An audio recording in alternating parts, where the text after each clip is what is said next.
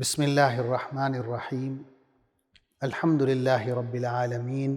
والصلاة والسلام علی اشرف المرسلین نبینا و سیدنا محمد وعلی آلہ واصحابہ اجمعین۔ ناظرین السلام علیکم۔ پروگرام موضوعات قرآن جاری و ساری ہے اور ہماری آج کی گفتگو کا موضوع ہے استقامت۔ استقامت کے بارے میں قرآن مجید نے دو تین مقامات پر بات کی ہے۔ مثلا سورہ ہود کی آیت نمبر 112 میں اللہ تعالیٰ حضور اکرم صلی اللہ علیہ وسلم کو اور پھر آپ کی وساطت سے صحابہ اکرام کو یہ حکم دے رہے ہیں استقامت کا۔ ارشاد باری تعالیٰ ہے فَاسْتَقِمْ كَمَا أُمِرْتَ وَمَنْ تَابَ مَعَكَ وَلَا تَطْغَوْا إِنَّهُ بِمَا تَعْمَلُونَ بَصِيرٌ، کہ اے نبی صلی اللہ علیہ وسلم، تم اور تمہارے وہ ساتھی جو کفر و بغاوت سے ایمان و اطاعت کی طرف پلٹ آئے ہیں، ٹھیک ٹھیک راہ راست پر ثابت قدم رہو جیسا کہ تمہیں حکم دیا گیا ہے، اور بندگی کی حد سے تجاوز نہ کرو، کیونکہ جو کچھ تم کر رہے ہو اس پر تمہارا رب نگاہ رکھتا ہے۔ مفسرین نے کہا ہے کہ جب سورہ ہود کی یہ آیت نازل ہوئی تو حضور اکرم صلی اللہ علیہ وسلم نے فرمایا شیبتنی ہود، کہ ہود نے یعنی سورہ ہود نے مجھے بوڑھا کر دیا ہے، کیونکہ یہ جو حکم ہے استقامت کا اور اللہ کے دین پر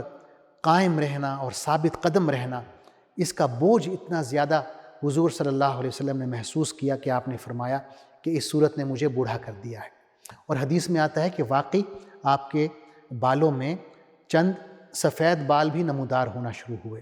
ناظرین، استقامت سے کیا مراد ہے؟ استقامت کا مطلب یہ ہے کہ اللہ اور اس کے رسول صلی اللہ علیہ وسلم کی اطاعت پر ثابت قدم رہنا، یہ پورے دین کا خلاصہ ہے۔ ایک صحابی ہیں حضرت سفیان بن عبداللہ، وہ حضور اکرم صلی اللہ علیہ وسلم کے پاس حاضر ہوتے ہیں اور کہتے ہیں یا رسول اللہ، مجھے کوئی ایسی بات بتائیں اسلام کے حوالے سے کہ آپ کے بعد مجھے کسی اور سے پوچھنے کی ضرورت ہی پیش نہ آئے۔ تو حضور اکرم صلی اللہ علیہ وسلم فرماتے ہیں قُلْ آمَنْتُ بِاللَّهِ ثُمَّ اسْتَقِمْ، کہ تم یوں کہو کہ میں اللہ پر ایمان لے آیا اور اس کے بعد اس پر قائم ہو جاؤ، اس پر ڈٹ جاؤ، اس پر ثابت قدم رہو۔ صحیح مسلم شریف کی یہ حدیث ہے۔ تو یعنی یہ حضور اکرم صلی اللہ علیہ وسلم نے ایک جملے میں پورے دین کا خلاصہ بیان فرما دیا۔ ناظرین، دو چیزیں ہیں۔ ایک تو یہ ہے کہ انسان کو دین حق کی معرفت ہو، وہ دین کی حقانیت کو جانتا ہو کہ یہ بات اللہ تعالیٰ فرما رہے ہیں یا یہ بات اللہ کے رسول صلی اللہ علیہ وسلم فرما رہے ہیں، یہ بالکل صحیح ہے، بالکل درست ہے، حق بات کہی جا رہی ہے۔ یہ ایک چیز ہے۔ دوسری یہ ہے کہ آپ تیار ہوں اس حق بات کو فالو کرنے کے لیے، اس پر چلنے کے لیے بھی آپ تیار ہوں۔ یعنی دین کی معرفت اور چیز ہے، اور دین حق پر ثابت قدم رہنا، اس پر کاربند رہنا، یہ دوسری چیز ہے۔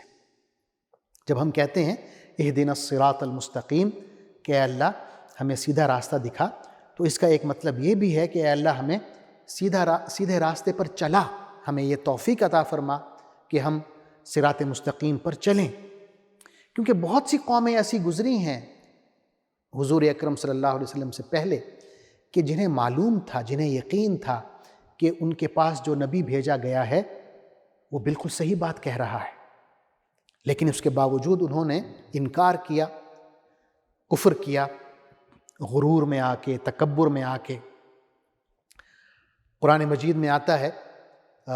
غالباً بنی اسرائیل کے حوالے سے ہے، آل فرعون جو ہیں ان کے بارے میں اللہ تعالیٰ فرماتے ہیں وَجَحَدُوا بِهَا وَاسْتَيْقَنَتْهَا أَنفُسُهُمْ ظُلْمًا وَعُلُوًّا، کہ انہوں نے سراسر ظلم اور غرور کی بنا پر ان نشانیوں کا انکار کیا، حالانکہ ان کے دل قائل ہو چکے تھے کہ نبی جو بات کر رہا ہے وہ صحیح ہے۔ تو یہ کیفیت نہیں ہونی چاہیے کہ انسان کو پتہ ہو کہ یہ دین حق ہے، دین حق کی اسے معرفت ہو اور اس کے باوجود وہ اس پر چلنے کے لیے تیار نہ ہو۔ استقامت کے کچھ پہلو ہیں جو علماء نے بیان فرمائے ہیں۔ سب سے پہلے ہے کہ عقیدہ توحید پر استقامت،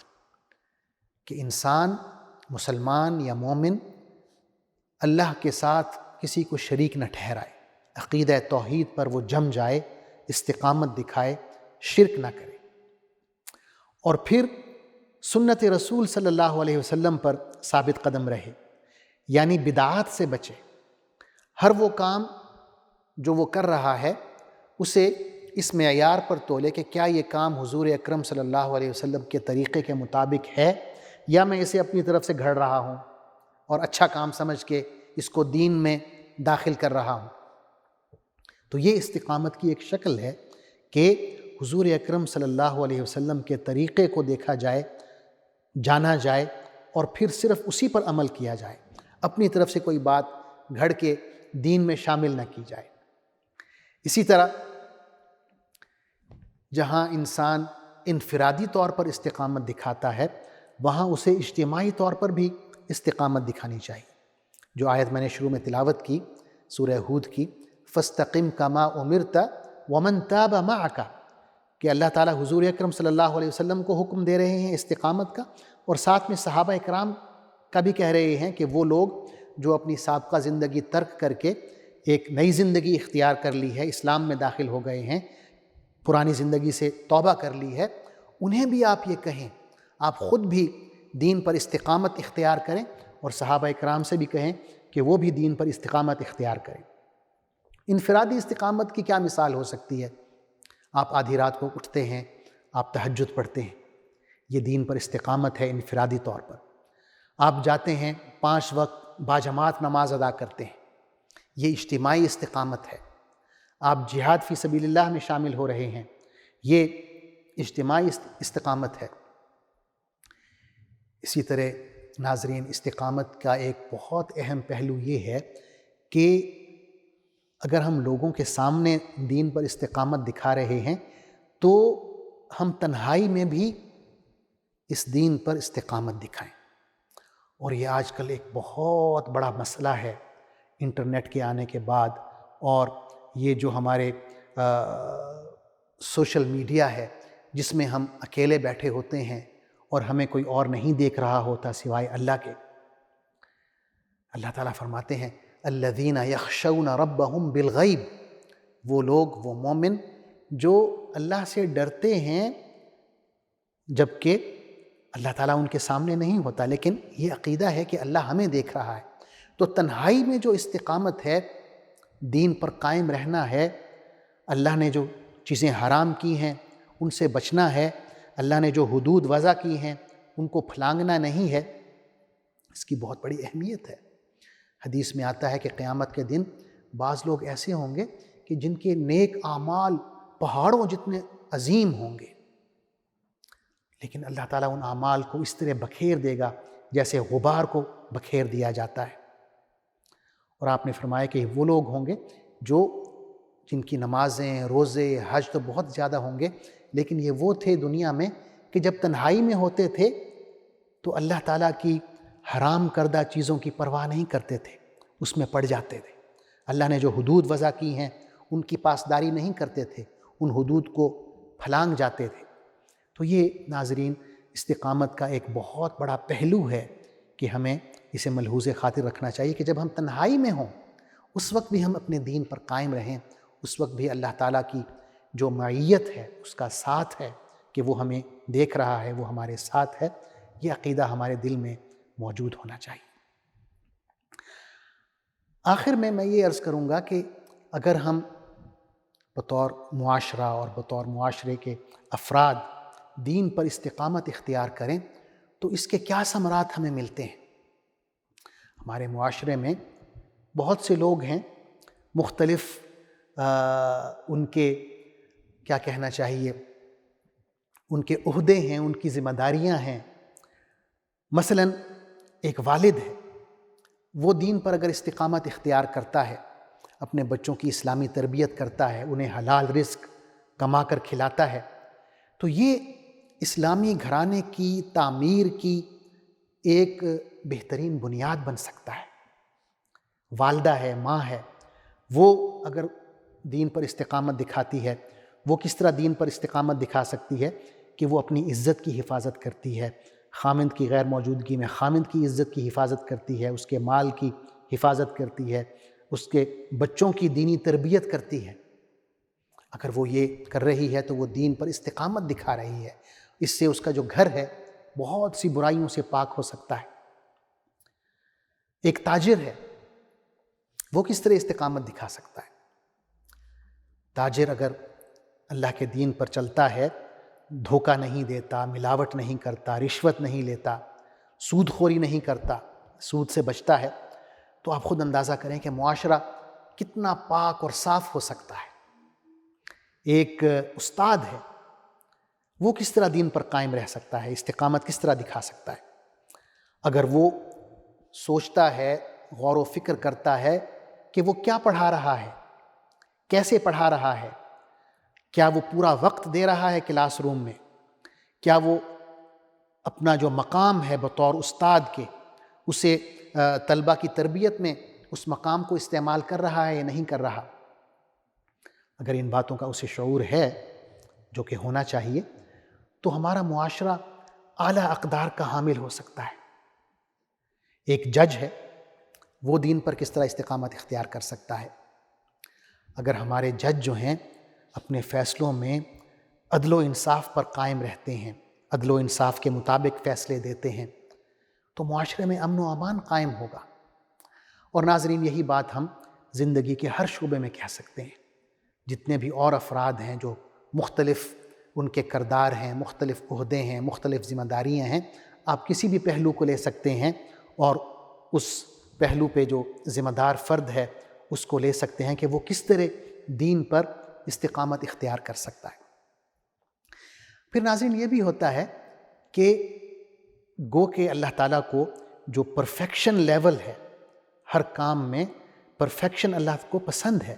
لیکن اسے یہ بھی پتہ ہے کہ ہم بشر ہیں، ہم سے کوتاہیاں ہوتی ہیں، ہم سے غلطیاں ہوتی ہیں، لغزشیں ہوتی ہیں، گناہ ہوتے ہیں، بعض دفعہ ہم اس لیول تک نہیں پہنچ پاتے جو مطلوبہ ہوتا ہے اللہ کے ہاں، اللہ کے رسول کے ہاں۔ تو اس وقت ہمیں مایوس نہیں ہونا چاہیے کہ ہم تو ٹو دا پوائنٹ نہیں پہنچ سکے۔ تو اس میں ہمیں یہ حکم دیا گیا ہے کہ ہم استغفار کریں، استغفار کرتے ہوئے ہم استقامت دکھائیں، استغفار کرتے ہوئے ہم آگے بڑھتے جائیں، مایوس نہ ہوں، اللہ کا جو کام ہے، اس کے دین کا جو کام ہے، اس سے ہم پیچھے نہ ہٹیں۔ قرآن مجید میں آتا ہے، اللہ تعالیٰ حضور اکرم صلی اللہ علیہ وسلم کو یہ حکم دے رہے ہیں، ارشاد باری تعالیٰ ہے، قُلْ إِنَّمَا أَنَا بَشَرٌ مِثْلُكُمْ يُوحَىٰ إِلَيَّ أَنَّمَا إِلَٰهُكُمْ إِلَٰهٌ وَاحِدٌ فَاسْتَقِیمُوا إِلَیْهِ وَاسْتَغْفِرُوهُ کہ اے نبی صلی اللہ علیہ وسلم، آپ یوں کہیں کہ میں تمہاری طرح ایک انسان ہوں، مجھ پر وحی کی جاتی ہے، اور وحی کا خلاصہ یہ ہے کہ تمہارا پروردگار، تمہارا معبود، تمہارا الہ ایک اللہ ہے، تم سب اس کے سامنے استقامت دکھاؤ اور اس سے استغفار کرو۔ ناظرین، استقامت میں ہمیں کہیں ٹھوکر بھی لگ سکتی ہے، پاؤں ڈگمگا بھی سکتے ہیں، کوئی غلطی، کوتاہی، لغزش ہو سکتی ہے، تو اس صورت میں ہمیں مایوس نہیں ہونا چاہیے، بلکہ اللہ سے استغفار کرنا چاہیے اور دوبارہ اللہ کے کام میں لگ جانا چاہیے، کیونکہ اللہ تعالیٰ فرماتے ہیں، حضور اکرم صلی اللہ علیہ وسلم کو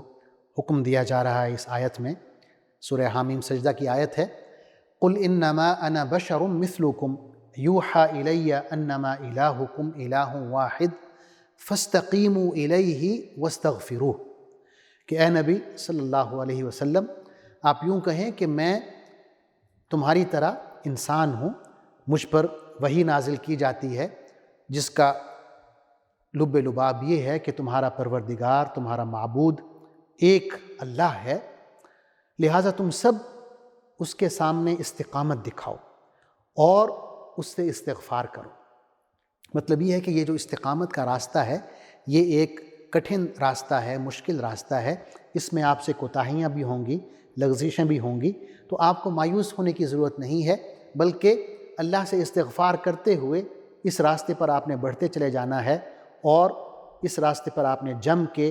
ثابت قدم رہ کے کام کرنا ہے، اور مایوس ہرگز نہیں ہونا۔ ناظرین، آپ کا بہت بہت شکریہ، آپ نے اپنا قیمتی وقت نکالا۔ اللہ تعالیٰ آپ کو جزائے خیر دے۔ والسلام علیکم ورحمۃ اللہ وبرکاتہ۔